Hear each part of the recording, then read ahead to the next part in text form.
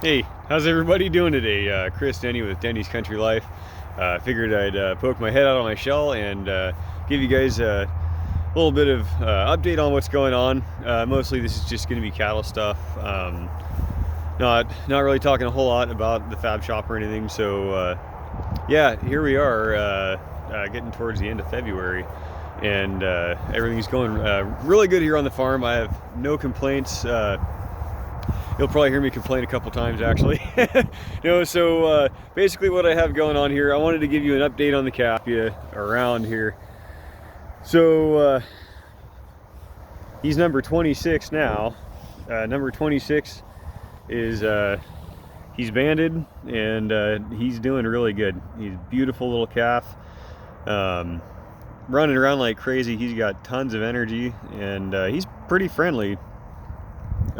He does seem to have a little bit of an issue with fences, and I'm hoping that is something he grows out of.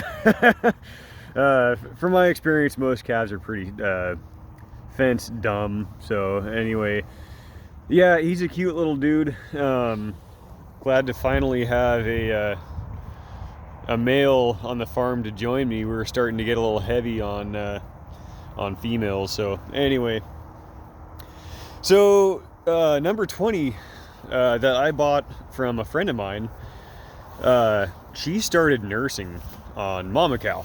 So that's a problem. We had to separate them. So when I bought 20 from my friend Kyle, he told me that she was still nursing. So she was about a year old, little over a year old, and still trying to nurse on. They usually keep a couple ahead of dairy cow for raising bottle calves that they get. And so that was one of the reasons. Well, it's the only reason they got rid of 20 and sold her to me. So at the time, mama was obviously a dry cow. She had she was freshly dried up, so we figured, well, this is perfect, so we'll hopefully break her of that, get her over here. And I ended up just buying her, and apparently that didn't work. So so they got separated, and it's kind of a bummer because they are out on the pasture, and I was kind of hoping to keep all of the critters off of the pastures. We've had a little bit of issues lately. So the horses, being what they are, they're always getting into things. They blew right through their fence. My wife put up a temporary fence just past that round bale feeder that you see there, about 20 feet past that, to keep them off the rest of the pasture. And just the other day, they freaked out about something, who knows, and they took that fence down. Fortunately, nobody got injured. We didn't have to call the vet out or anything like that. But so there's that. And so basically the pastures are being occupied when we don't want them to be occupied.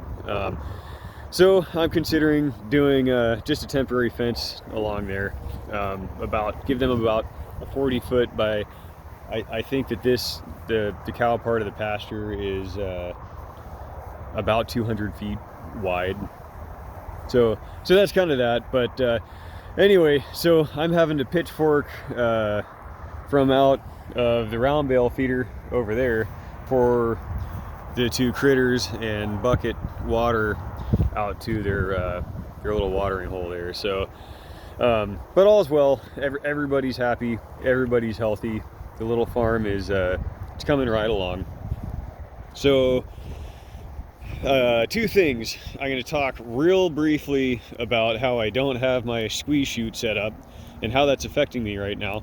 And then I'm going to show you a little surprise that I brought home to the farm recently. So you can see that the squeeze chute is still not set up, and it likely won't be for a little bit. Pretty much all of my projects have been put on hold, and reason for that basically is just lack of funds to finish these projects. So the concrete floor in the shop still isn't done. The chute still isn't set up. Basically, I just have to buy a bunch of panels. I decided that I am going to go with a bud box. I'm not going to build a tub. I like the idea of a bud box. I think it would work really well for what I have going on, the shape of the barnyard here, and cost-wise. So, but I'm still going to need, you know, $500-600 worth of panels, and that just it just don't have the money for it. So that's just kind of the way it goes sometimes. Yesterday I scraped the pad here. My manure pile is starting to get pretty big, so I'm gonna have to spread here soon, and maybe I'll make a video at spreading, who knows. I think you guys have seen me spread manure enough times, but yeah, so we're gonna take a quick walk over to our new farm truck. So when we bought this property, it came with a hot tub, and out of the 10 months that we've been here, 9-10 months, we used a hot tub one time. We're just not hot tub people. We're not really water people. My wife likes to swim, but that's very different. So we were tired of, well, I pay the electricity bill, and I was tired of paying to have a hot tub running 24/7. So a friend of mine, actually the same guy who sold me number 20, was interested in the hot tub, and I happened to be interested in, I'm gonna flip you guys around, 1975 Ford C700. It's a 3-ton truck. It has a 361 gas V8 in it, and it's a 5-speed with a splitter, 2-speed rear end. So it needs a little bit of work, but basically what we did was we just traded straight across. I did all the electrical work to get his hot tub set up and running, and he delivered this over to my house. So you can see there's a little bit of body damage there. That happened when he tried to bring it home. He got it from a dairy farmer. So this used to have a silage box on it. Back when everybody was running single screw silage trucks, these things were the bee's knees. They nice turning radius, and they're relatively affordable. So ex-silage truck, at some point they repurposed it for some other thing. I'm not sure. I don't know the full story on it, but it's always been a local truck, and I'm pretty sure that this dairy farmer bought it secondhand back in like the early 80s, so it was lightly used. But it has a 14-foot flatbed on it. Tires are in good shape. Motor runs excellent. It shifts good, actually pretty smooth considering. These C-Series Fords, they had some really sloppy shift linkage. But anyways, everything works with the exception of the brakes. The brakes, and I have a new heater core being made for it right now. That isn't something you can find, so they're gonna have to, they're especially, they're building it for me. So so the brakes don't work. The pedal just goes to the floor. I'm sure it's probably a number of things. The truck has sat since 2006. But this is going to be an excellent hay hauling machine. And question for any of you guys that might know a thing or two about these trucks. It had what I would consider like a hard spot in the steering. This has power steering. You go to turn right, and it would hit like a glitchy spot. The steering wheel would want to stop, but you could power right through it, and then it would steer just fine. That sticky spot would kind of come and go. So I figured, well, I'll go and I'll grease everything up. So I greased every single Zerk that I could find on the truck. I paid special attention to the steering because it had that sticky spot.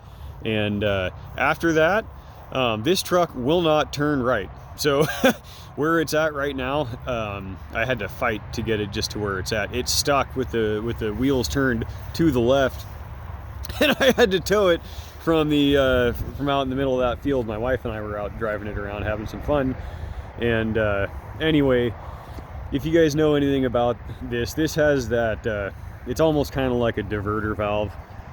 You have a gearbox that turns like a pitman arm, and that pitman arm hits a valve forward or back, and then that diverts hydraulic fluid to the cylinder. And I'm not sure if it's in the valving in that, or if it has something to do with when I greased it. Maybe I forced some bad old grease down into something, and it's just anyway, I got steering problems, so I got to figure that out. But this is going to be an excellent hay hauler. So I'm thinking I can get what, 8 round bales on the back of it, so I can haul 8 round bales plus pull my trailer with it. So it's gonna be a whole lot better than pulling 4 bales at a time from halfway across the county like I had to last year. So anyways, pretty excited about that. So that's pretty much going to conclude it. I wanted to give you guys a little showing on the new farm truck and just say hello. So I hope all's going well for you. Yeah, y'all take it easy. Thanks for watching. God bless, and we'll catch you on the next video.